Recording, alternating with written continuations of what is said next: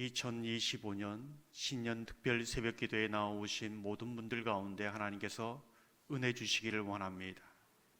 성령 충만 주시기를 원합니다. 기도의 문이 열려주시기를 소망합니다. 컬컬한 심령이 상쾌해지기를 원합니다.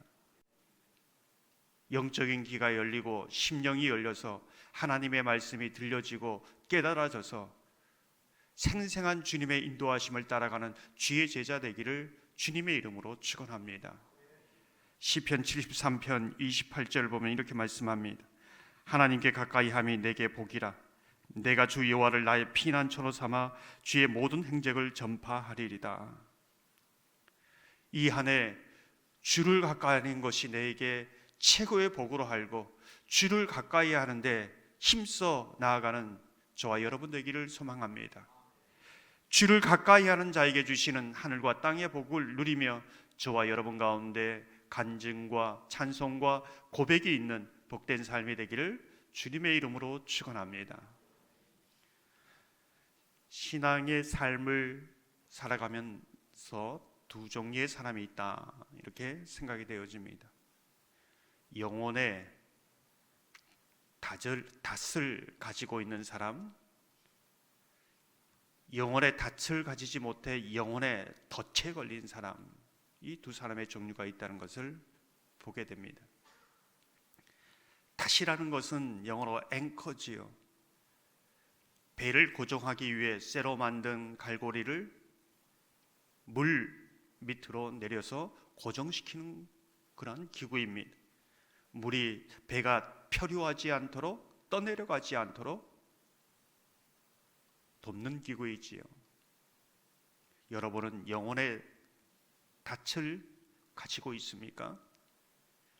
히브리서 6장 19절을 보면 이렇게 말씀합니다. 우리가 이 소망을 가지고 있는 것은 영혼의 닷 같아서 튼튼하고 견고하여 휘장 안에 들어가나니. 예수 그리스도께 둔 우리의 소망이 영혼의 닷이다. 우리의 삶을 견고하고 튼튼하게 붙들어준다, 이렇게 말씀하고 있습니다. 물에 떠내려가거나 우리의 인생이 표류하지 않도록 도와준다. 그렇다면 영혼의 닻이 없으면 어떻게 되는가? 영혼의 덫에 걸립니다. 영혼의 덫이란 무엇입니까? 때론 주일에 말씀드렸던 것처럼 표류하는 인생이 되면 부자처럼 하나님이 아니라 돈을 의지하면서 살아갑니다. 때론 요아스처럼 떠돌아다니는 인생은 유다의 방백들, 사람에 매여 삽니다. 그것이 영혼의 덫입니다. 하나님에 매여 살고 하나님을 의지해야 하는 그 인생인데 사람에 매여 사람만을 의지하며 살아가는 것이죠. 이게 영혼의 덫입니다. 때론 영혼의 덫을 제대로 내리지 못한 사람은 마약이나 술이나 도박, 게임 중독의 그 덫에 걸리는 것이지요.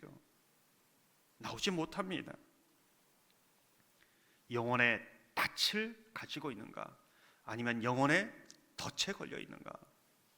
이 두 종류의 사람, 여러분은 영혼의 덫을 가지고 있는 사람인가, 아니면 영혼의 덫에 걸린 사람인가? 이것을 물어야 합니다. 사실 오늘 지난 후반기에 이어서 신년초에 이 사도신경을 고백하는 것은 이 사도신경이 우리의 영혼의 닻이 되기 때문에 이것을 함께 묵상하고 있습니다. 내가 무엇을 믿고 고백하는가? 이것이 내가 누구인지, 내가 무엇을 위해 살아야 할지를 결정해 줍니다. 정말 이 고백 위에 영혼의 닻을 내리고 있는가? 나라는 존재는 하나님께서 창조하셨다. 태초에 나를 향한 하나님의 디자인이 있었고 모태에서 지으셨고 오늘 또 내 인생을 창조해 가신다. 그 믿음의 고백 위에 영혼의 닻을 내리고 있는 겁니다. 내 인생에서 만나는 질병과 죽음과 고통과 죄와 악, 고난, 불의, 허무, 이 모든 속에서 이런 질문을 던집니다. 나는 누구인가? 나는 왜 여기에 서 있는가? 나는 지금 어디로 가고 있는가? 저 죽음 너머에는 무엇이 있는가? 죄란 무엇인가? 죄의 실체는 무엇인가? 이 수많은 질문을 던지면서 어느 누구도 대답할 수 없는 이 인생의 질문을 가지고 살아갑니다. 그 대답을 누가 해줍니까? 우리를 향한 정확한 하나님의 뜻을 보여줄 수 있는 하나님이 보내신, 하나님이 계시하신 유일하신 예수 그리스도를 통해 정확하게 우리에게 그 인생의 답을 주시는 것입니다. 내가 어디로 가는지, 내가 누구인지, 이 세상 너머에 무엇이 있는지를 확실히 알게 합니다. 예수 그리스도만이 내가 영원히 의지할 수 있는 분임을 깨닫게 하시는 것이지요. 예수 그리스도를 통해서만이 하나님을 만날 수 있고 천국에 들어갈 수 있고 하나님의 자녀가 될 수 있고 죄와 죽음을 이길 수 있다는 것을 알게 하십니다. 누구도 흔들 수 없는 강력한 영혼의 닻이 되는 겁니다. 우리의 삶은 이제 심판이 있고 또 예수 그리스도의 재림을 바라보면서 나아갑니다. 그것이 먼 미래에 있는 것이 아니라 오늘 이 자리에 이미 이루어져 있습니다. 어떻게 그것을 알 수 있을까요? 이미 심판은 우리에게 이루어졌습니다. 이미 예수 그리스도는 우리 가운데 오셨습니다. 내가 예수 그리스도를 구주로 영접하고 오늘도 내가 주의 음성을 듣고 성령의 인도하심에 따라 주를 따라가는 믿음의 사람이면 나는 하나님의 나라의 백성이요 구원받은 사람으로 살아간다는 것을 성령께서 보증하시는 것이지요. 그러한 은혜가 저와 여러분 가운데 있기를 주님의 이름으로 축원합니다. 특별히 오늘은 공교회를 믿는다, 이제 이렇게 이 부분을 함께 나누고자 합니다. 공교회를 믿는다라는 것은 어떤 의미일까요? 오늘도 신앙 고백하시면서 공교회를 믿는다는 이 고백을 했습니다. 사실 한국 교회 안에서는, 한국 사회 안에서는 공적 교회라는 용어를 씁니다. 공적 교회라는 이 부분은 교회의 사회적인 기능과 역할을 강조하면서 말하는 용어입니다. 사실 교회의 본질을 묻기 이전에 세상 사람들이 교회는 이래야 돼, 교회가 이래야 되지, 이제는 교회가 스스로 교회의 본질을 얘기하는 것이 아니라 세상 사람들이 교회가 어떻게 해야 하는지를 정리해주는 그런 시대를 살고 있는 것이지요. 그렇다면 세상 사람들에게 칭찬받는 교회, 그런 교회가 성경적인 교회인가? 그럴 수도 있고 그렇지 않을 수도 있습니다. 세상 사람들이 좋아하는 교회, 그런 교회가 복음적인 교회인가? 그럴 수도 있고 그렇지 않을 수도 있습니다. 세상 사람들에게 손해를 주지 않는 교회, 그런 교회가 건강한 교회인가? 그럴 수도 있고 그렇지 않을 수도 있습니다. 사도행전 19장에 보면 데메드리오라는 사람이 나옵니다. 은으로 아담의 신상을 만들어 생업을 이어가는 그런 사람이지요. 하지만 바울이 복음을 전하면서 생업에 굉장한 타격을 입었습니다. 그래서 사람들을 모아서 밀란을 일으키지요. 그러면 바울이 전하는 복음이 세상 사람들에게 손해를 끼쳐서 공적 교회의 역할을 하지 못한 것인가? 여러분은 어떻게 생각하십니까? 우리가 물어야 되는 것은 세상이 교회를 정리해 주는 것이 아니라 교회가, 하나님의 말씀이 교회가 어떤 성경적 가치 위에, 복음의 가치와 본질 위에 서 있는가, 그것을 말해줘야 된다는 것입니다. 이 시대는 이것이 바뀌어 있다는 것입니다.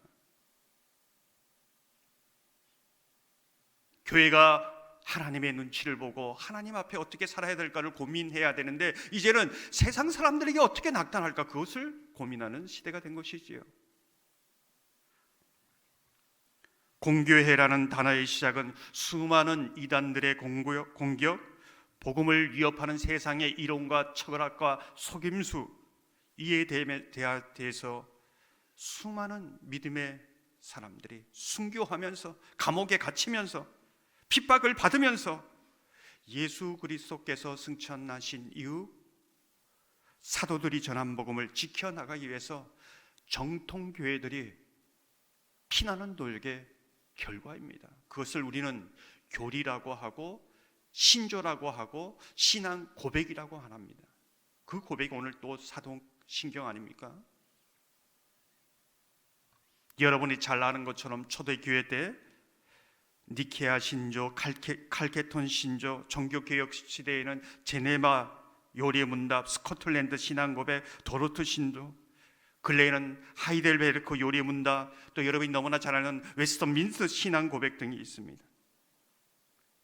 이것이 우리의 이 고백 위에, 이 믿음 위에 서 있다는 것이 공교회를 믿는다, 이제 이 고백입니다. 사도행전에 보면 최초의 공의회라고 하는 예루살렘 공의회가 있습니다. 이방 선교에 대한 논쟁에 굉장히 사도들이 모여서 이 부분을 어떻게 복음을 시켜나갈 것인가, 정말 성경이 말하는 것은 무엇인가를 논쟁 가운데 결정합니다. 그리고 그것을 온 교회에 편지를 보내서 그 고백 위에, 그 믿음 위에 이방 선교가 시작되는 것을 보게 되는 것이지요. 이것이 공교회의 시작입니다.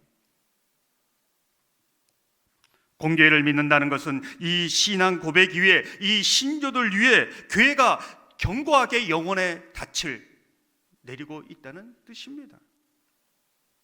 그래서 공교회를 믿는다는 것은 교회의 닻과 같다, 이렇게 이제 볼 수 있습니다. 지금도 교회를 공격하는 수많은 이단과 성경에 바라는 이론과 철학들, 세상의 가치를, 인본주의, 세속주의가 얼마나 많습니까? 또 동성애도 있습니다. 복음의 본질을 어떻게 지켜나갈 것인가? 이 고백과 신조 위에서 이 부분을 지켜나가는 겁니다. 그냥 내 생각대로, 세상이 원하는 대로 하는 것이 아니라 이 고백과 이 신조 위에서 믿음으로 복음의 순수성을 지켜나가는 것이지요. 이와 반대로 교회가 이 닻이 없으면, 아니 이 닻을 내리지 않았으면, 개인의 신앙 속에서 이 닻이 없으면 어떻게 될까요? 신천지와 같은 이단에 노출되어서 신앙이 그냥 와르르 무너지는 겁니다. 복음의 생명을 잃어버리는 겁니다. 인본적이고 세속적인 이론과 철학에 속아서 가는 겁니다. 정말 믿음으로 열심을 살아가는 건데 기복신앙입니다. 미신적인 신앙입니다. 거기에 목숨을 거는 것이죠. 얼마나 교회가 이 신조와 이 고백 속에 견고히 닻을 내리고 있는가, 이게 교회의 건강성이라는 겁니다. 골로새서 2장 8절을 보면 이렇게 말씀합니다. 누가 철학과 헛된 속임수로 너희를 사로잡을까 주의하라. 이것은 사람의 전통과 세상의 초등학문을 따름이요 그리스도를 따름이 아니라. 우리가 성경을 계속 더 보는 것은, 계속 더 깊이 말씀 앞에 정말 이것이 정말 복음의 말씀인가 보는 것은, 세상이 정리해주고 또 사람들이 정리해주는 그 모든 것이 성경 말씀의 기준에 맞는가, 그것을 이제 분별해내고 좁은 길, 생명의 길, 주님 말씀의 그 진리의 등불을 따라서 따라가기 위해서 지금 몸부림치는 겁니다. 사랑하는 성도 여러분, 우리의 영혼의 닻을 예수 그리스도께 내리시기를 소망합니다. 이 영혼의 닻을 이 안에 내리셔서 표류하지 않고 떠돌아다니지 않고 견고히 믿음 가운데 서기를 소망합니다. 우리 영혼의 닻을 사도신경이라는 이 고백 위에 내리시기를 소망합니다. 우리의 교회의 닻을 이 믿음의 고백 위에 내리기를 소망합니다. 그래야 이단과 속임수, 철학, 인본, 세속주의에 순수하게 복음의 생명력을 이 한 해 이어가는 저와 여러분 되기를 주님의 이름으로 축원합니다.